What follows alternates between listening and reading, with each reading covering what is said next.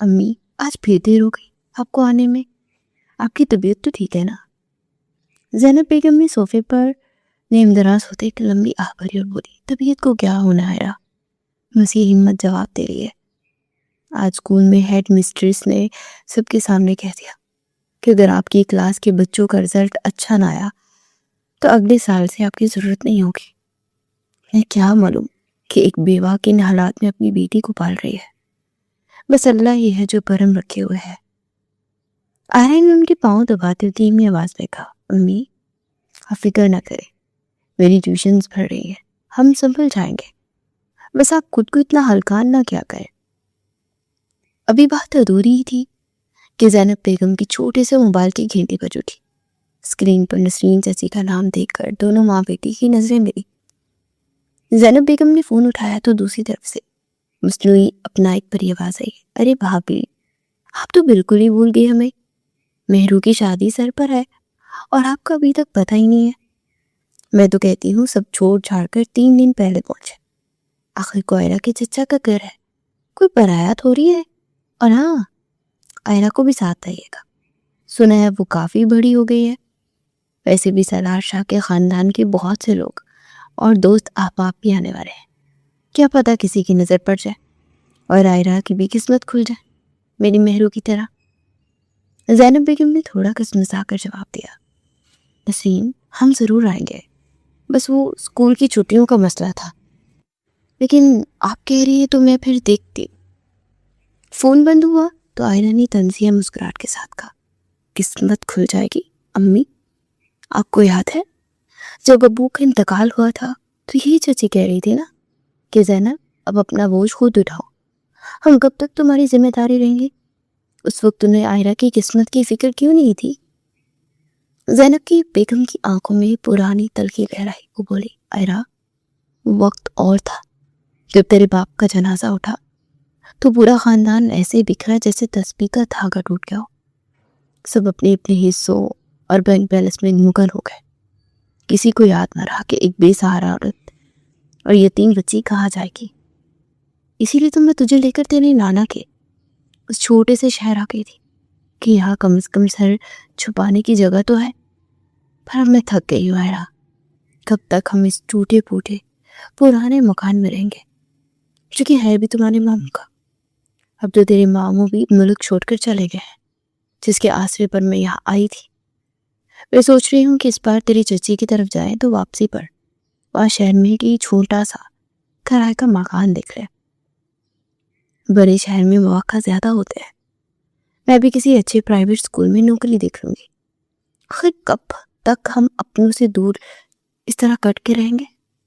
خاندان ساتھ ہو تو لڑکیوں کے رشتے بھی اچھی جگہ ہو جاتے ہیں۔ آئرہ نے الماری سے کپڑے نکالتے ہوئے کہا، امی مجھے ان لوگوں کے پاس جانے سے ڈر لگتا ہے، ان کی باتیں زہر کی طرح ہوتی ہیں۔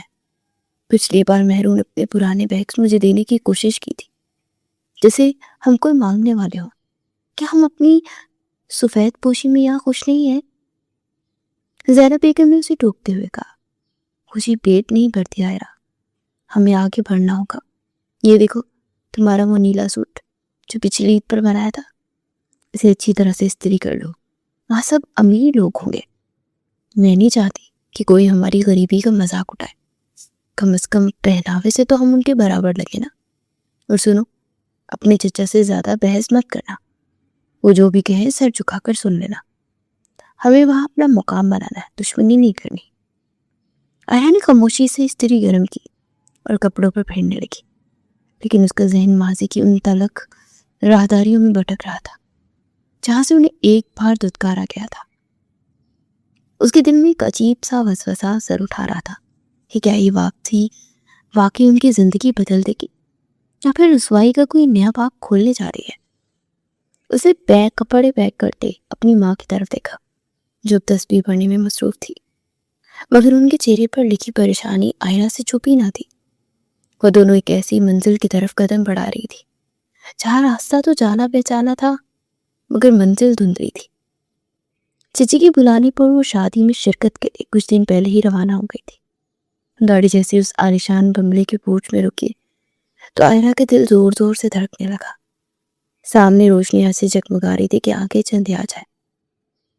زینب بیگم نے اپنے دوپٹے کے پلو کو درست کیا اور عائرہ کا تھام کر ہاتھ اندر قدم رکھا، لیکن ابھی وہ دہلیز پار کر ہی رہی تھی کہ نسرین چچی کی آواز گونجی، ارے بھابھی آپ لوگ آ گئے؟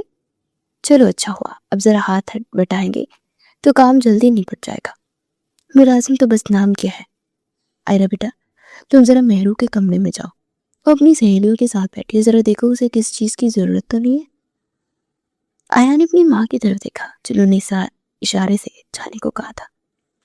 جب وہ مہرو کے کمرے میں پہنچی تو وہاں قیمتی لباسوں اور زیورات کا ڈھیر لگا تھا۔ مہرو نے اسے دیکھتے ہی ناک چڑھا کر اپنی سہیلی سے کہا، دیکھو صوفیہ، یہ میری کزن عائرہ ہے، بیچاری چھوٹے سے شہر سے آئی ہے۔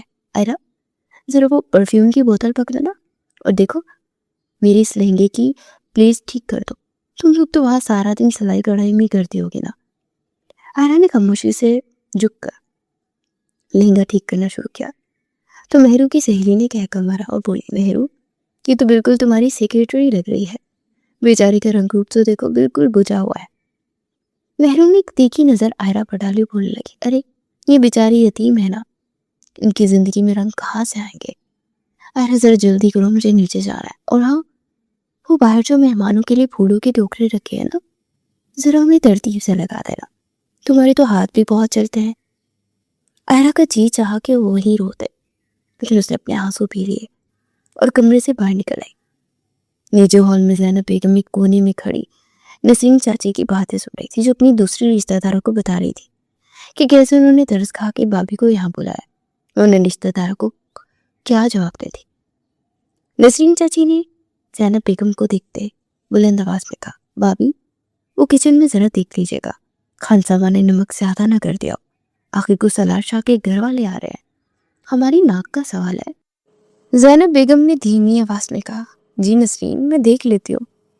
عائرہ جب اپنی ماں کے پاس پہنچی تو انہوں نے سرگوشی میں کہا، عائرہ بیٹا غصہ مت کرنا، یہ وقت بھی گزر جائے گا، بس اپنا کام کرتے رہو۔ ابھی وہ دونوں کچن کی طرف جا رہی تھی کہ اچانک پورے گھر میں خاموشی چھا گئی، جیسے سب کی زبانوں کو تالے لگ گئے ہوں۔ پورچ میں ایک کالی چمکتی ہوئی گاڑی رکی اور اس میں سے ایک وجیحہ اور باروب شخصیت کا مالک نوجوان باہر نکلا، جس کے چہرے پر ایک عجیب سی سختی اور غرور تھا۔ سالار شاہ کی قدموں کی چاپ پورے ہال میں سنائی دے رہی تھی۔ نسرین چچی اور چچا دوڑ کر استقبال کے لیے باہر گئے۔ ارے سالار بیٹا آپ آ گئے، ہمیں تو امید ہی نہیں تھی کہ آپ اتنی جلدی فارغ ہو جائیں گے۔ سالار نے نہایت سرد میری سے جواب دیا، بس ممی کا اصرار تھا اس لیے آ گیا، ورنہ میرے پاس ان فضول رسومات کے لیے وقت نہیں ہے۔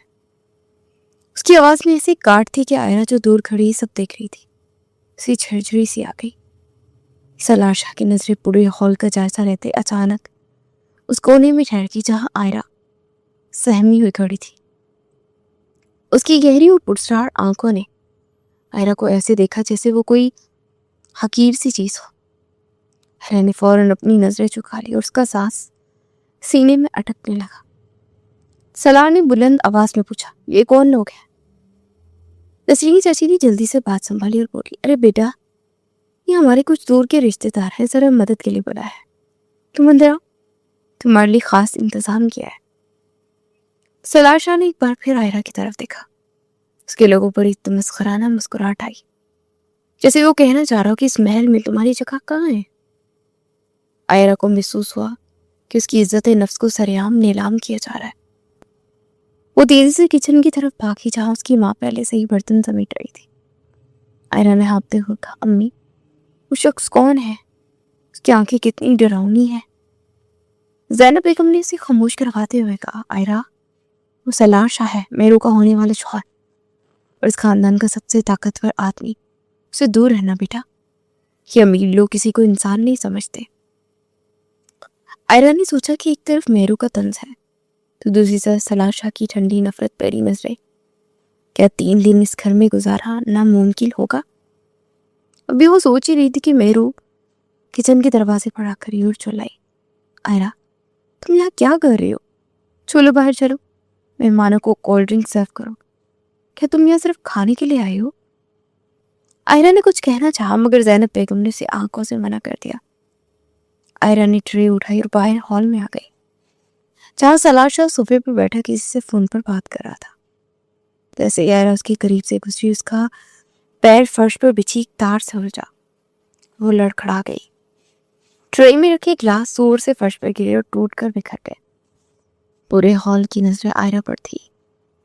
नसरीन चाची चीखती हुई आई, तुमसे काम ढंग से नहीं होता, कमअक्ल लड़की, देखो कितना महंगा क्लीन खराब कर दिया, और सलार के कपड़ों पर भी छींटे पड़ गए हैं। सलार शाह अपनी जगह से उठा और आयरा के बिल्कुल सामने आकर खड़ा हुआ। उसकी कदावर शख्सियत के सामने आयरा खुद को बहुत छोटी महसूस कर रही थी। सलार ने अपनी जेब से रुमाल निकाला, अपनी आस्तीनें साफ करते नहायत हकारत से कहा, जिसको चलने की तमीज ना हो उसे ऐसे घरों में लाना ही नहीं चाहिए। नसरीन आंटी, प्लीज इसे मेरी नजरों से दूर करें, इससे पहले कि मेरा पारा चढ़ जाए। आयरा की आंखों में आंसू भर आए और बगैर कुछ कहे वहां से भाग निकली। उसे महसूस हो रहा था कि इस घर की हर चीज उसका मजाक उड़ा रही है। दीवारों पर लगी तस्वीरें, छत से लटके झाड़, फनूस और वह तमाम लोग जो उसे एक मुजरिम की तरह दिख रहे थे। ऊपर की मंजिल की तरफ बाकी जहां मेहमानों का रश कम था। उसे लगा कि शायद वहां से थोड़ा सुकून मिलेगा, मगर उसे क्या मालूम था कि रुसवाई का ये तो सिर्फ आगाज है और असल तमाशा तो भी लगना बाकी है, जिसके बाद उसकी जिंदगी कभी पहले जैसी नहीं रहेगी। आयरा तेजी से सीढ़ियां चढ़ती ऊपर की मंजिल की तरफ भाग रही थी, जबकि हॉल में गूंजती सलार शाह की वो तलख आवाज अभी भी उसके कानों में शीशे की तरफ महसूस हो रही थी। उसे महसूस हो रहा था कि उसका दम घुट रहा है और तबीयत अचानक इतनी बोझल हो गई कि सर चकराने लगा। ऊपर की राहदारियों में मेहमानों का शोर जरा कम था, मगर आयरा के कदमों में लर्जिश बढ़ती जा रही थी। उसे दीवार का सहारा लिया, सोचा कि काश वो कभी इस घर में ना आती, जहाँ उसकी सफेद रंगत और मासूमियत को सिर्फ उसकी गुर्बत के तराजू में तोला जा रहा था। आयरा की रंगत जो दूध जैसी सफेद थी, उस वक्त गुस्से और नदामत से गुलाबी हो रही थी, और उसकी बड़ी बड़ी हिरनी जैसी आंखों में तैरते आंसू उसे मजीद मासूम बना रहे थे। और जैसे कॉरिडोर के आखिर में पहुंची, उसे याद आया कि नीचे तो वॉशरूम्स मेहमानों से भरे होंगे, इसलिए वो झिझकते हुए कोने में कमरे की तरफ मुड़ गई, जिसका दरवाजा अध खुला था। उसे लगा कि शायद महर का इजाफी कमरा है। उसने जल्दी से अंदर कदम रखा और वॉशरूम में बंद हो गई। उसकी तबीयत बहुत ज्यादा खराब हो रही थी और नकाहत से ढाल थी।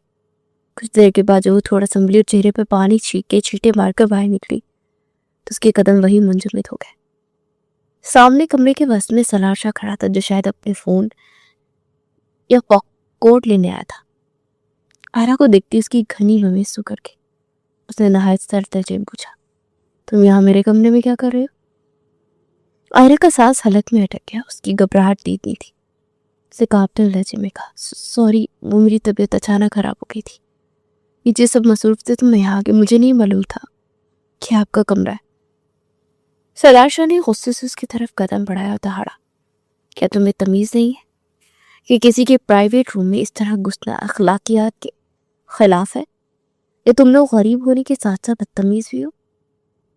आयरा ने सहम कर पीछे हटते हुए दीवार से लगकर जवाब दिया, मैंने कहा ना, मुझे इल्म नहीं था।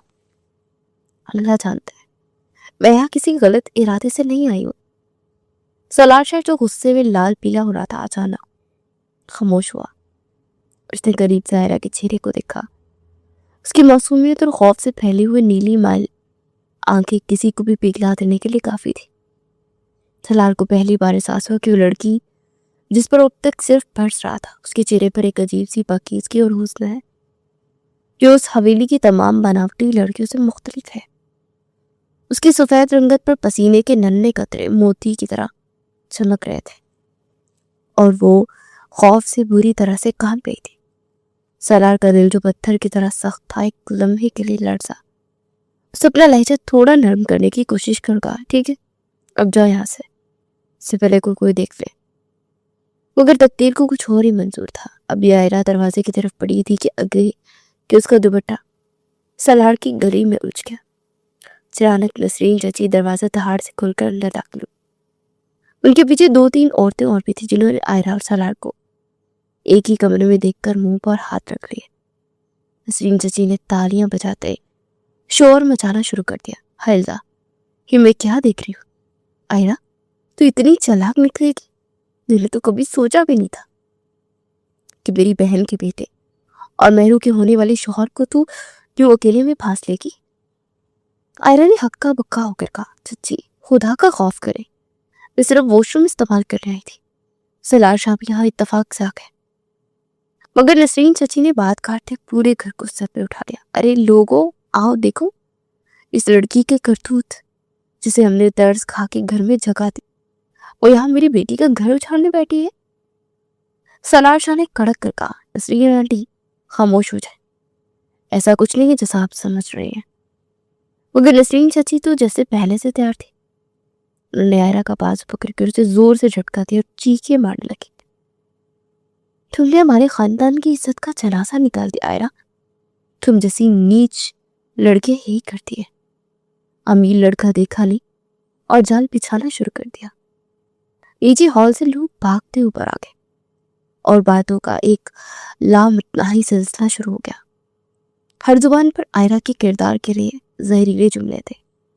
آئرہ کی ماں زینب بیگم بھی بھیڑ چیڑتی ہوئی آ گئی اور اپنی بیٹی کی حالت دیکھ کر تڑپ اٹھی۔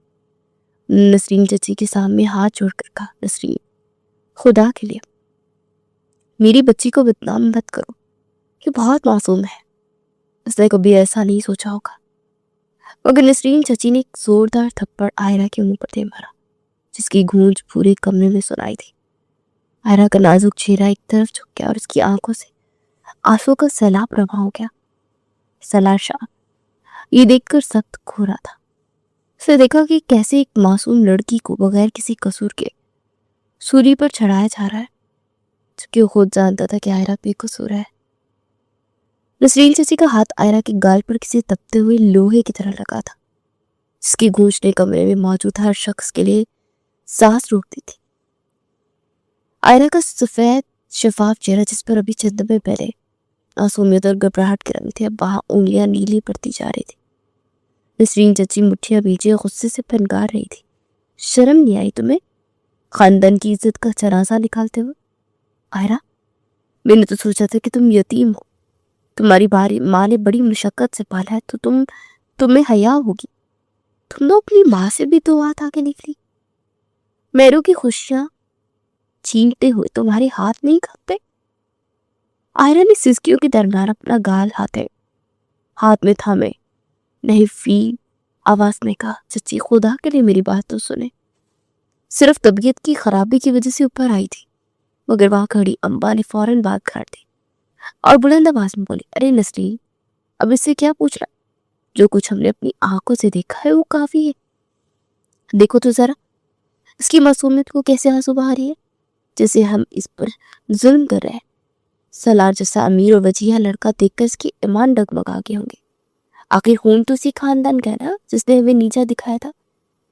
زینب بیگم جو اب تک بت پلی کھڑی تھی، ہجوم کو چیرتی آ گئی، نسرین کے سامنے ہاتھ جوڑ کر بولی، نسرین خدا کا واسطہ ہے میری بچی پر ایسے الزام مت لگاؤ، میں نے اسے پیٹ کاٹ کر پالا ہے، یہ بھوکی رہ سکتی ہے، بد کردار نہیں ہو سکتی۔ تم سب جانتے ہو آئرہ کیسی ہے۔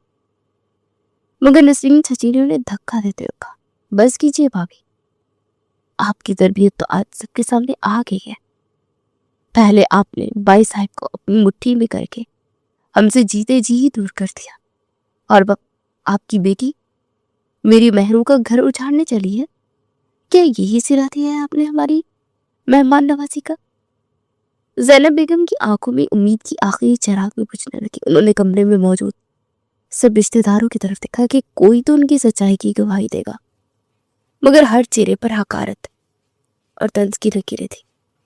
چچا نے غصے سے دہاڑتے ہوئے کہا، بابی زینب، تم نے آج میرا سر شرم سے جھکا دیا ہے۔ میں نے سوچا تھا کہ اپنے بھائی کی بیٹی کو یہاں لا کر اس کا کوئی ٹھکانہ کروں گا، پر تم لوگوں نے تو میری بیٹی کا نصیب ہی دھاؤ پر لگا دیا۔ مہرو جب تک دروازے کے پاس ساکت کھڑی تھی، اچانک ہنسیانے انداز میں ہنسنے لگی اور پھر چیخ کر بولی، سالار شاہ، اب اس لڑکی کے لیے مجھے چھوڑ رہے ہیں جس کی اوقات میرے پیروں کی دھول کے برابر بھی نہیں۔ اب اس یتیم اور کنگلی لڑکی کے لیے ہمارا نکاح توڑ دیں گے؟ پھر مہرو کی آواز کھٹ گئی، اس کا رنگ نیلا پڑنے لگا اور وہ ایک زوردار ہچکی کے ساتھ وہیں کلیم پر ٹیر ہو گئی۔ نسرین چاچی ہائے میری بیٹی مہرو مہرو کہتی اس کی طرف لپکی۔ پورے ہال میں کہرام مچ گیا، کوئی پانی لا رہا تھا تو کوئی ڈاکٹر کو فون کر رہا تھا۔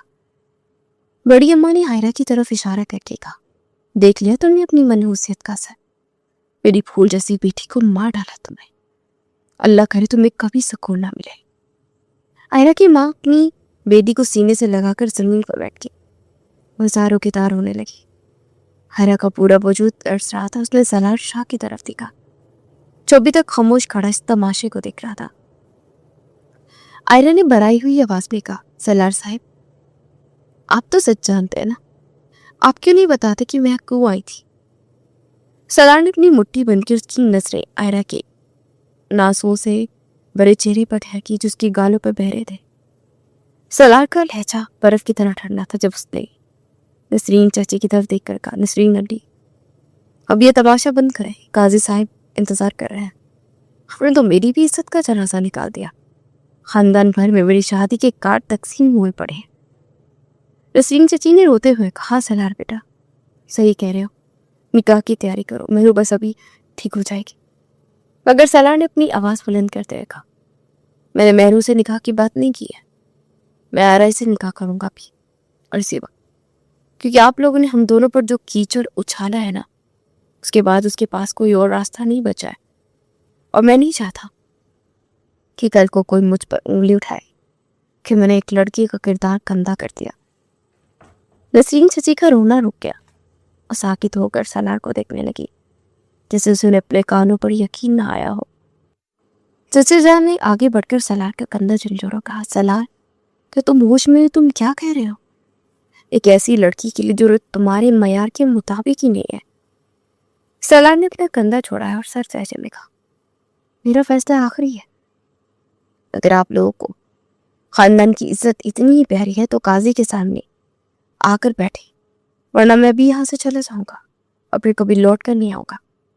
اور ہاں، پھر آج کے بعد آپ کے اور ہمارے خاندان کے کوئی تعلقات بھی باقی نہیں رہیں گے، ہمارا آپ سے کوئی رشتہ نہیں بچے گا، نہ جیتے جی نہ مرنے کے بعد۔ آج جو عزت افزائی آپ نے کی ہے نا، وہ ہمارے لیے ناقابل برداشت ہے۔ زینب بیگم نے ہانپتے ہوئے آئرہ کو دیکھا، پھر سالار کو۔ ان کے ذہن میں ایک طرف آئرہ کی بربادی تھی اور دوسری طرف یہ اچانک ملنے والی پناہ، مگر وہ جانتی تھی کہ یہ پناہ نہیں بلکہ ایک نئی آزمائش ہے۔ آئرہ نے سالار کی طرف دیکھا اور سرگوشی میں کہا، آپ یہ کیا کہہ رہے ہیں؟ آپ مجھ سے نفرت کرتے ہیں نا، پھر یہ نکاح کیوں کر رہے ہیں سالار؟ سالار نے آئرہ کے قریب جھک کر اس کی آنکھوں میں ڈال کر کہا، یہ محبت نہیں آئرہ، یہ تمہاری اس جرت کی سزا ہے جو تم نے میرے کمرے میں قدم رکھ کے کی۔ اب تم میری حویلی میں رہو گی جہاں تمہارا ہر سانس میری مرضی کا محتاج ہوگا۔ آئرہ کو ایسے لگا جیسے کسی نے اس کے گلے میں پھندا ڈال دیا۔ نسرین چچی نے مہرو کے بے ہوش وجود کی طرف دیکھ کر ایک نفرت بھری نظر آئرہ پر ڈالی اور بولی، ٹھیک ہے سالار، اگر تم یہی چاہتے تو یہی صحیح، پر یاد رکھنا اس لڑکی کو میں اپنی بہن کے گھر میں کبھی چین سے نہیں رہنے دوں گی۔ زینب بیگم نے آئرہ کا ہاتھ تھاما تو برف کی طرح ٹھنڈا تھا۔ شادی کا وہ عالیشان گھر ابھی کسی قید خانے کی طرح لگ رہا تھا جہاں روشنیوں کے نیچے اندھیرے میں اپنی بساط بچھا چکے تھے، اور آئرہ جو ایک نئی زندگی کی خواب دیکھ کر یہاں آئی تھی، اب ایک ایسی حقیقت کی طرف بڑھ رہی تھی جسے اندر سے ختم کر دینے والی تھی۔ مہر کو اٹھا کر دوسرے کمرے میں لے جایا گیا اور ہال میں قاضی صاحب کے آنے کا انتظار ہونے لگا۔ ہر شخص کی نظر آئرہ پر کسی شکاری کی طرح جمی تھی، جیسے وہ کوئی انسان نہیں بلکہ تماشے کی کوئی چیز ہو۔ سالار شاہ کے چہرے پر پہلی سرخی اس کے اندر چھپے طوفان کا پتہ دے رہی تھی۔ اسے حال کے وسط میں کھڑے ہو کر جس طرح دہاڑا تھا، اس کی گونج ابھی تک در و دیوار سے ٹکرا رہی تھی۔ نسرین چچی مہرو کو ہوش میں لانے کے لیے اس کے منہ پر پانی کے چھینٹے مار رہی تھی کہ سالار کی آواز نے انہیں ساکت کر دیا۔ سالار نے اپنی گھڑی دیکھتے ہوئے نہایت سرد اور کٹیلے لہجے میں کہا، قاضی کو بلائے جو اس تماشے کا واحد حلب یہی ہے کہ میں اس لڑکی کو اپنی ذمہ داری بنا لوں تاکہ کل کو آپ میں سے کوئی اس پر زبان نہ چلا سکے۔ چچا نے آگے بڑھ کر اسے سمجھانے کی کوشش کی کہ سالار بیٹا، جذبات میں آ کر اتنا بڑا فیصلہ مت کرو، یہ لڑکی تمہاری جوڑ کی نہیں ہے، تم شاہ خاندان کے چشم و چراغ ہو، یہ ایک معمولی اسکول ٹیچر کی بیٹی ہے۔ اب تو بھائی صاحب اس دنیا میں لے رہے کہ آگے پیچھے کوئی مرد نہیں ہے، میں بتا رہا ہوں تم پچھتاؤ گے، پھر کل کو آ کر مجھے نہ کہنا کہ لڑکی آوارہ نکلی۔ مگر سالار نے ان کا ہاتھ جھٹک دیا اور بولا، خالو جان، عزت صرف آپ کی بیٹی کی نہیں ہوتی، اگر آپ کو لگتا ہے کہ اس کمرے میں کچھ غلط ہوا تو پھر اس کا کفارہ بھی مجھے ہی ادا کرنا ہوگا نا۔ میں اپنی انا پر ہاتھ نہیں آنے دوں گا۔ آئرہ جو ایک کونے میں سنتی ہوئی کھڑی تھی، اس کے آنسو اب خشک ہو کر گالوں پر لکیریں بنا چکے تھے، اس کا پورا وجود کسی کٹی ہوئی پتنگ کی طرح بے چال لگ رہا تھا۔ اپنی ماں کا ہاتھ تھامے خاموشی سے سالار کو دیکھ رہی تھی، جس نے ایک پل میں اس کی قسمت کا فیصلہ کر دیا تھا۔ زینب بیگم نے روتے ہوئے سالار سے کہا، بیٹا، یہ تم احسان کر رہے ہو یا انتقام لے رہے ہو؟ میری بیٹی کا کیا قصور ہے؟ سالار نے ان کی طرف دیکھے بغیر جواب دیا، آنٹی، یہ احسان ہے یا سزا، یہ تو وقت بتائے گا۔ وہ سب خاموش رہے۔ تھوڑی دیر میں قاضی صاحب ہال میں داخل ہوئے تو فضا میں ایک عجیب سی گھٹن پڑ گئی۔ شادی کا وہ گھر جو کہکوں سے کھل رہا تھا، وہاں صرف سرگوشیوں اور نفرت بھری نظریں تھی۔ نکاح کی کاروائی شروع ہو گئی تو آئرہ کو ایسا لگا جیسے کوئی اس کے گلے میں پالسی کا پھندا ڈال رہا ہو۔ قاضی صاحب نے جب اس سے پوچھا کہ کیا اسے یہ نکاح قبول ہے تو اس کی زبان جیسے تالو سے چپک گئی۔ نسیم چچی نے دور سے اسے ایسی تیکھی نظروں سے دیکھا کہ وہ تھہل کر رہ گئی۔ اسے کپ کپاتی لبوں سے جیسے یہ قبول ہے کہا تو ہال میں ایک بار پھر سے چھمکویاں شروع ہو گئی۔ سالار شاہ نے نہایت اطمینان سے دستخط کیا اور کھڑے ہو کر کہا، آج سے آئرہ میری بیوی ہے، اور اب اگر کسی نے اس کے بارے میں ایک لفظ بھی غلط کہا تو میرا مجرم ہوگا۔ نکاح کے فوراً بعد میرے کو ہوش آیا۔ اس نے آئرہ کو سالار کے ساتھ کھڑا دیکھ کر دوبارہ چیخ ماری اور اپنا سر پیٹنے لگی۔ زینب بیگم یہ دیکھ کر پہلے ہی نہ ڈال تھی، اچانک ہی ان کا رنگ زرد ہونے لگا اور وہ اپنا سینہ تھام کر فرش پر گر گئے۔ آئرہ نے زور سے چیخ ماری، امی کیا ہوا ہے آپ کو؟ امی آنکھیں کھولے۔ سالار نے لپک کر زینب بیگم کو سہارا دیا، ان کی نبض چیک کی، ان کی سانسیں اکھڑ رہی تھی۔ سالار نے بلند آواز میں چلایا، گاڑی نکالو جلدی، انہیں ہارٹ اٹیک ہوا ہے۔ نسرین چاچی نے منہ بزور دیکھا، لو اب یہ نیا ڈرامہ شروع ہو گیا، اپنی بیٹی کو ٹھکانے لگا کر بے ہوشی کا ڈھونگ کر رہی ہے۔ سالار نے غصے سے نسرین چچی کی طرف دیکھا اور کہا، اگر انہیں کچھ ہوا تو میں آپ کو کبھی معاف نہیں کروں گا۔ سالار نے خود زینب بیگم کو اٹھا کر گاڑی میں ڈالا اور آئرہ جو پاگلوں کی طرح رو رہی تھی اسے زبردستی فرنٹ سیٹ پر بٹھایا۔ اسپتال کے راستے میں آئرہ مسلسل اپنی ماں کا ہاتھ چوم رہی تھی اور کہہ رہی تھی، امی مجھے چھوڑ کر مت جائیے گا، میں آپ کے بغیر مر جاؤں گی۔ اور سالار گاڑی چلاتے ہوئے بار بار آئرہ کے معصوم اور دکھ سے بھرے چہرے کو دیکھ رہا تھا۔ اسے پہلی بار احساس ہوا کہ اس کے ایک انا پرست فیصلے نے اس لڑکی کی زندگی کو کتنے گہرے صدمے میں ڈال دیا ہے۔ ہسپتال پہنچتے ہی زینب بیگم کو اسٹریچر پر ڈال کر ایمرجنسی وارڈ میں لے جایا گیا۔ آئرہ وہیں کوریڈور میں فرش پر بیٹھ کے اور دیوار سے سر لگا کر رونے لگی۔ سالار اس کے پاس آیا اور خاموشی سے اس کے کندھے پر ہاتھ رکھا۔ آئرہ نے تڑپ کر اس کا ہاتھ جھڑک دیا اور بولی، دور رہیں مجھ سے، آپ نے سب برباد کر دیا، ہم تو اپنی چھوٹی سی دنیا میں بہت خوش تھے، آپ نے اپنی جھوٹی شان دکھانے کے لیے میرا نکاح تماشا بنا دیا، اب میری ماں زندگی اور موت کی جنگ لڑ رہی ہے۔ سالار نے گہرا سانس لیا اور دھیمی آواز میں کہا، آئرہ میں نے وہی کیا جو اس وقت درست تھا، اگر میں نکاح نہ کرتا تو لوگ تمہارا جینا حرام کر دیتے۔ آئرہ نے ہنستے ہوئے کہا، تو کیا اب جینا آسان ہو گیا؟ آپ کی نفرت بھرے گھر میں وہاں کیسے رہوں گی جہاں ہر دیوار مجھے تانے دے گی؟ سالار کے پاس اس بات کا کوئی جواب نہیں تھا، وہ بس خاموشی سے آئرہ کو دیکھتا رہا جس کی معصومیت اب بکھر چکی تھی۔ ڈاکٹر باہر آیا تو اس کے چہرے پر سنجیدگی تھی۔ اس نے بتایا کہ زینب بیگم کی حالت نازک ہے اور انہیں آئی سی یو میں شفٹ کرنا پڑے گا۔ آئرہ کا دل ڈوبنے لگا، اسے محسوس ہوا کہ اس دنیا میں بالکل اکیلی رہ گئی ہے۔ سالار نے آگے بڑھ کر تمام اخراجات کی ذمہ داری لی اور ڈاکٹر سے کہا کہ بہترین علاج ہونا چاہیے۔ आयरा ने उसे नफरत से देखा, मगर उसके पास कोई चारा नहीं था। वो एक ऐसी दुल्हन थी जिसके हाथों में मेहंदी की जगह सत्ताल की बू थी और सुर्ख जोड़ी की जगह गम की चादर थी। सलार शाह का फैसला उसके गले का वो तोप बन चुका था जिसे वो चाहकर भी नहीं उतार सकती थी, और अभी तो आजमाइशों का वो पहाड़ बाकी था जिसे सलार के घर में चढ़ना था। अस्पताल की कार्रवाई के बाद ज़ैनब बेगम को छुट्टी होगी तो सलार शाह उनको भी अपने साथ अपने घर ले आया ताकि उनकी अच्छे से देखभाल हो सके। अस्पताल की बू और कच्ची नींद के भूजल साए अभी आयरा की आंखों से हटे नहीं थे जब सलार की काली गाड़ी एक वसी और इस हवेली के आईनी गेट के सामने रुकी, जिसकी बुलंदो वाला सतून और शाही जाहो जलाल आयरा को अपनी छोटी सी हस्ती से भी ज्यादा हकीम महसूस हो रहे थे। सलार ने नहायत बेरुखी से दरवाजा खोला और आयरा की तरफ देखे बगैर कहा, यहाँ कदम रखने के बाद तुम्हारी पिछली जिंदगी का हर पाप बंद हो चुका है। आयरा ने थड़थड़ाते हाथों से अपना दुपट्टा संभाला और जैसे ही हवेली के संगमरमर के ठंडे फर्श पर कदम रखा, उसे महसूस हुआ जैसे गर्म तपते हुए सहरा से निकलकर वो बर्फ के जिंदान में आ गई हो। हवेली के मरकजी हॉल में सलार की माँ बेगम सुरैया सोफे पर बुर्जुमान थी। उनके चेहरे पर लिखी नफरत और हकारत आयरा के किसी जहर बड़े तीर से कम ना थे। उन्होंने आयरा के मेरे कुचैले सुर्ख जोड़े को देखकर नाक चढ़ा ली और मुलाजमा से मुखातिब हुई, बल्किस देख लियो सलार क्या उठा लाया है। जिस घर में शहर के नामूर खानदानों की बेटियां आने की ख्वाब दिखती थी, वहां ये 2 कोड़ी की लड़की जिसका ना कोई हस्ब है न नस्ब, आज जिस घर की बहू बनकर आई है। सलार ने अपनी माँ के हाथ छुए, संजीदगी से कहा, मम्मी आपको सब बता दिया है, हालात ऐसे थे कि मुझे ये कदम उठाना पड़ा। बेगम सुरैया ने गुस्से से अपना हाथ झटक दिया और कड़क से बोली, हालात ऐसे नहीं थे सलार, बल्कि उस लड़की ने तुम्हें अपनी मासूमियत के जाल में फंसाया।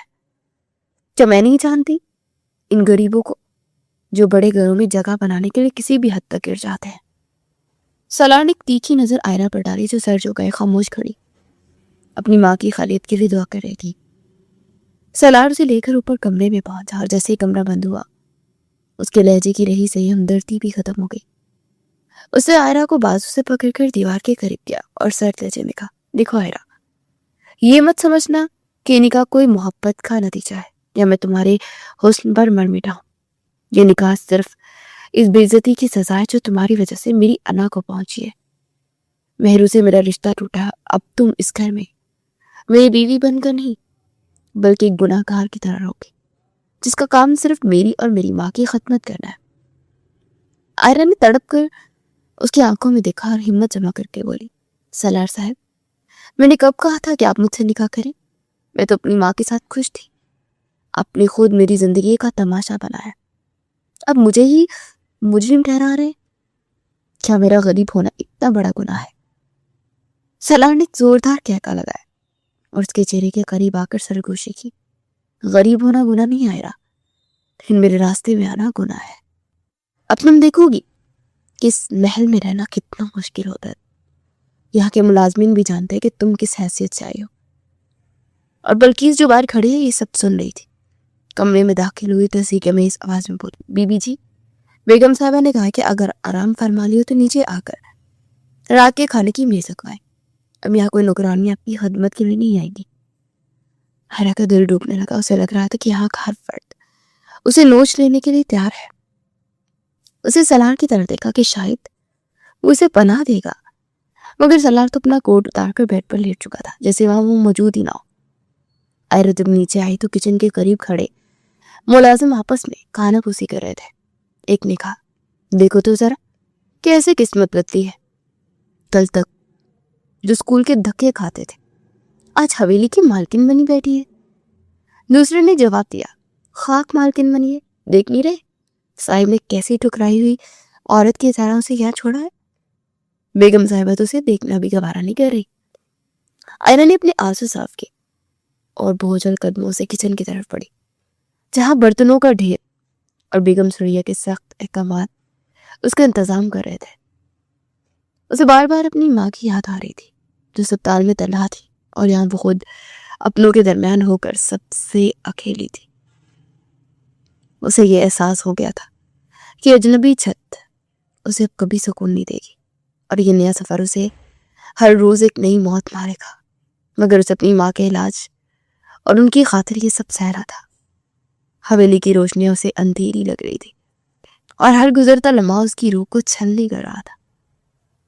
بیگم سریا نے اسے دور سے دیکھ کر آواز دی، اے لڑکی، ادھر آؤ، یہ دیکھو، یہ نمکدان ٹھیک سے صاف کرو۔ تمہیں شاید صفائی کا سلیقہ بھی نہیں سکھایا تمہاری اس بیوہ ماں نے۔ آئرا نے لب بیچ لیا اور خاموشی سے کام میں جھٹ گئی، کیونکہ وہ جانتی تھی کہ اب اس کا احتجاج سننے والا کوئی نہیں ہے، اور سالار شاہ کی سرد مہری اس کے لیے سب سے بڑی آزمائش بننے والی ہے۔ حویلی کی بھاری خاموشی میں اب آئرا کے پیروں کی چاپ ایک مستقل آہٹ بن چکی تھی۔ وہ صبح صادق سے قبل اٹھتی اور بوجھل قدموں سے کچن کی طرف جاتی، جہاں سریا بیگم کے تیکھے جملے اور بلکیس کی زہریلی نظریں اس کا استقبال کرتی۔ آئرا کا دن بھر چکی کے پاٹ کی طرح پسنا، اور پھر شام کو ہسپتال بھاگ کر اپنی بے ہوش ماں کے سراہنے بیٹھ کر رونا اب اس کا مقدر تھا۔ ایک صبح جب وہ سالار کے ذریعے ناشتہ لے کر کمرے میں آئی تو سالار نے اخبار سے نظریں ہٹا کر اس کے زرد چہرے اور ابری ہوئی ہڈیوں کو دیکھا جو اس کی نکات کا پتہ دے رہی تھی۔ سالار نے چائے کا کپ پکڑتے نہایت اسپارٹ لہجے میں پوچھا، تمہاری ماں کی طبیعت کیسی ہے؟ اب سنا ہے کہ ڈاکٹر کہہ رہے ہیں ہوش آنے کے امکانات کم ہیں۔ آئرا نے تھر تھراتے ہاتھوں سے ٹرے سنبھالی اور دھیمی آواز میں جواب دیا، ڈاکٹر تو وہی کہتے ہیں جو انہیں نظر آتا ہے، پر میرا رب وہ دیکھ رہا ہے نا جو کوئی نہیں دیکھ سکتا۔ امی کو ہوش ضرور آئے گا کیونکہ ان کی دعا ابھی ادھوری ہے۔ سالار نے گہری نظر اس کے معصوم اور پروقار چہرے پر ڈالی اور تلخی سے کہا، تم اتنی پور امید کیسے رہ لیتی ہو جبکہ تمہیں معلوم ہے کہ اس گھر میں تمہاری کوئی حیثیت نہیں ہے، تمہارا شوہر بھی تم سے نفرت کرتا ہے۔ آئرا نے ایک لمبی سانس لیے بولنے لگی، سالار صاحب، نفرت انسان کو تھکا دیتی ہے اور محبت اسے جلا بخشتی ہے۔ میں نے تو کبھی آپ سے بدلہ لینے کا سوچا بھی نہیں، کیونکہ میرا گناہ صرف میری غربت ہے اور اس کی سزا میں کاٹ رہی ہوں۔ سالار کے پاس اس کا کوئی جواب نہیں تھا۔ وہ خاموشی سے اسے کمرے سے نکلتے ہوئے دیکھتا رہا۔ اسے محسوس ہونے لگا کہ لڑکی جس طرح خاموشی سے حویلی کے گھٹن کام کرتی ہے اور سب کی تلخیاں سہتی ہے، کسی گناہگار کا وتیرا نہیں ہو سکتا۔ بلکہ اس نے کچن میں آ کر طنز کیا، ارے بی بی جی، ذرا سنبھل کر، کہ انصاف کی نظر میں زیادہ ہی نہ سما جائے ورنہ بیگم صاحب آپ کا جینا حرام کر دیں گی۔ آئرا نے برتن دھوتے ہوئے جواب دیا، بلکیس، آپ فکر نہ کریں، میں یہاں کسی کا حق مارنے نہیں آئی، بس میری ماں ٹھیک ہو جائے تو میں خود اس قید سے نکل جاؤں گی۔ مگر تقدیر کو بھی مزید امتحان لینا تھا۔ اسی شام جب سالار آفس سے واپس آیا تو اس کی گاڑی کا ٹائر پھٹتے ہوئے کھمبے سے جا ٹکرائی تھی۔ سالار کو جب حویلی لایا گیا تو اس کا سر پھٹا ہوا تھا اور بازو پر گہرا زخم تھا۔ بیگم سریا تو چیخو پکار میں لگی، لیکن آئرا نے کمال ضبط کا مظاہرہ کیا۔ اس نے آگے بڑھ کر سالار کے زخم صاف کیا اور بڑی مہارت سے پٹی باندھنے لگی۔ سالار درد سے کرا رہا تھا، مگر جب اس نے آئرا کے ہاتھوں کا لمس محسوس کیا تو اسے ایک عجیب سا سکون ملا۔ آئرا نے اس کے ماتھے پر ٹھنڈے پانی کی پٹیاں رکھ دیں بلکیس سے کہا، بلکیس، ذرا وہ کالی مرچ والے سوپ بنا لائے، صاحب کو بھی اس کی ضرورت ہے۔ سالار نے نیمبا آنکھوں سے آئرا کو دیکھا جو تھکن کے باوجود اس کے سرہانے بیٹھی تھی، اور اس کی آنکھوں میں وہی پرانی فکر تھی۔ سالار نے لڑکھڑاتی آواز میں کہا، آئرا، تم یہ سب کیوں کر رہی ہو؟ میں نے تو تمہارے ساتھ ہمیشہ برا کیا ہے نا؟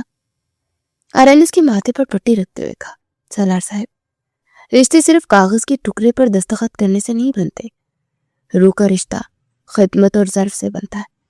آپ چاہے مجھے جو بھی سمجھے، پر آپ میرے شوہر ہیں اور اس وقت آپ کو میری ضرورت ہے۔ سالار کا دل جو انا کے پہاڑ تلے دبا ہوا تھا پہلی بار پگھلتا ہوا محسوس ہوا۔ اسے دیکھا کہ آئرا کی سفید رنگت اب زرد پڑ رہی تھی، مگر اس کی معصومیت میں ایک عجب طرح کی طاقت تھی۔ بیگم سریا نے کمرے میں آ کر آئرا کو جھڑکا کہ ہٹو یہاں سے، تم سے مار ڈالو گی کیا؟ آئرا خاموشی سے پیچھے ہٹ گئی، مگر سالار نے بیگم سریا کا ہاتھ تھام لے رکھا، ممی، اسے رہنے دیں، یہ ٹھیک کر رہی ہے۔ سالار کی زبان سے آئرہ کے لیے نکلے یہ حمایتی الفاظ سرگیہ بیگم کے لیے کسی ایٹم بم سے کم نہیں تھے۔ انہوں نے غصے سے آئرہ کو دیکھا اور وہاں سے پیر پٹکتی نکل گئی۔ پوری رات آئرہ نے پلک نہیں چپکائی، تو کبھی سالار کا بخار چیک کرتی تو کبھی اس کے زخم کی پٹی بدلتی۔ سالار جب بھی آنکھ کھولتا اسے آئرہ وہی تصویر پڑھتے ملتی۔ اسے احساس ہوا کہ جس لڑکی کو اپنی انا کی بہن چڑھا رہا ہے وہ تو اس کی سراپا رحمت بن کر آئی ہے۔ سالار نے دھیرے سے آئرہ کا ہاتھ پکڑنے کی کوشش کی اور کہا، آئرہ مجھے معاف کر دو، میں نے تمہیں پہچاننے میں دیر کر دی۔ آئرہ نے مسکرا کر جواب دیا، سالار صاحب معافی تو اللہ دیتا ہے، میں تو بس آپ کی دعا کے منتظر ہوں کہ شاید میری ماں کی زندگی کے بدلے اللہ آپ کے دل میں میرے لیے تھوڑی سی جگہ بنا دے۔ اس رات حویلی کے در و دیوار نے ایک نئی محبت کا آغاز دیکھا، جہاں محبت کی جگہ ہمدردی ملنا شروع کر دی تھی، اور آئرہ کی بےلوث خدمت میں سالار شاہ کے سرد وجود میں محبت کی پہلی کرن روشن کرتی تھی۔ مگر ابھی بہت سے پردے فاش ہونا باقی تھے۔ وہ چچی کی سازشوں کا جال ابھی مکمل طور پر ٹوٹا نہیں تھا، لیکن آئرہ کے صبر کا پھل اسے ملنا شروع ہو گیا تھا، اور وہ جانتی تھی کہ حق کی جیت ہمیشہ دیر سے ہوتی ہے، مگر ہوتی ضرور ہے۔ بلکہ اس نے وقفے سے آئرہ اور سالار شاہ کے بیچ ہونے والی گفتگو کو بھانپ لیا تھا، اور اس نے دیکھ لیا تھا کہ سرگیہ بیگم کے بجائے اب سالار شاہ آئرہ کے قریب ہو رہا ہے، اور اس نے دیکھ کر اس کو موقع کا فائدہ اٹھا اور سوچا کہ اس کی سرد میری جو اس کے لیے گزرے دنوں آئرہ کے لیے بڑھتی تھی کہ آئرہ کے دل میں میل ہی نہ پڑ گیا ہو اور وہ اسے گھر سے نکال ہی نہ دے۔ اس نے موقع پا کر صبح ناشتہ بناتے وقت آئرہ سے کہا، بیگم صاحبہ ایک راز ہے جو صرف میرے پاس ہے، آپ کو معلوم ہے آپ کے ساتھ ایک بہت بڑی سازش ہوئی ہے جو بڑی بیگم صاحبہ اور نسرین بیگم نے مل کر کری ہے۔ اس کارڈ میں ساری ریکارڈنگ موجود ہے جو مجھے بیگم صاحبہ کی فون سے ملی ہے۔ کمرے میں جا کر آئرہ نے کمرے میں آ کر وہ جب ٹی وی آڈیو پلے کی جب سالار بھی موجود تھا۔ سرگیہ بیگم کی مہرو کے ساتھ فون پر ہونے والی وہ ریکارڈنگ گونجی۔ سالار کے ہاتھ میں پکڑا گلاس زمین پر گرا اور کھرچی ہو گیا۔ فون میں نسرین بیگم کی آواز صاف سنائی دے رہی تھی، مہرو بیٹا تم فکر نہ کرو، میں نے اس کمبخت آئرہ کو ایسے بدنام کیا جو نہ دکھانے کے قابل ہے، ویسے بھی یہ ساری سازش تمہاری میری رچائی ہوئی تھی۔ میں نے خود ہی آئرہ کی اس کمرے میں جانے والی بات کو تماشا بنایا تھا تاکہ وہ بدنام ہو جائے۔ جہاں سالار پہلے سے موجود تھا اب تماشا بن گیا تو وہ آئرہ بدنام ہو گئی، اور تمہاری اس غلطی پر کسی کی نظر نہیں جائے گی جو تم نے اس رات اس کزن کے ساتھ کی تھی۔ اب سالار کا کردار بھی گندا ہو چکا ہے تو وہ تمہیں کبھی اف تک نہیں کہے گا۔ ویسے بھی بعد میں سرگیہ خود ہی آئرہ کو اس گھر سے نکالے گی اور واپس تمہارا نکاح سالار شاہ کے ساتھ ہو جائے گا۔ سالار شاہ کا پورا وجود غصے سے کانپنے لگا۔ اسے یاد آیا کہ کیسے اس نے معصوم آئرہ کے منہ پر زناٹے دار تھپڑ کھاتے دیکھا تھا اور خود اسے غلیظ القابات سے نوازا تھا۔ وہ ہاپتا ہوا سیڑھیاں اتر کر ہال میں آیا۔ سالار نے دہاڑ کر کہا، ممی وہ سب بہت ہو گیا، اس معصوم پر جو ظلم کرنا یہ بند کریں۔ سرگیہ بیگم نے حیرت سے پوچھا، سالار تمہیں کیا ہو گیا؟ یہ کس لہجے میں بات کر رہے ہو؟ سالار نے اپنا فون میز پر پٹکا بولا، یہ سنیں آپ کی چہیتی نسرین آپا کا سچ، جس نے اپنی بیٹی کی گناہ چھپانے کے لیے اس یتیم بچے کی عزت نالام کر دی ہے۔ آئرہ اس دن میرے کمرے میں اتفاق سے نہیں آئی تھی، اسے سازش کے تحت بھیجا گیا تھا۔ اور ریکارڈنگ سن کر سرگیہ بیگم کے پیروں تلے سے زمین نکل گئی۔ آئرہ نے جب اپنا سچ سالار کی زبان سے سنا تو اس کے ضبط کا بندھن ٹوٹ گیا، وہ زاروں کی تار ہونے لگی۔ سالار آئرہ کے سامنے فرش پہ بیٹھ کے اور اس کے کانپتے ہاتھ تھام کر بولا، آئرہ مجھے معاف کر دو، میں نے اپنی انا میں تمہیں پہچاننے میں اتنی بڑی غلطی کر دی۔ میں نے تمہاری روح کو زخمی کیا، تم بے قصور تھی اور میں تمہیں سزا دیتا رہا۔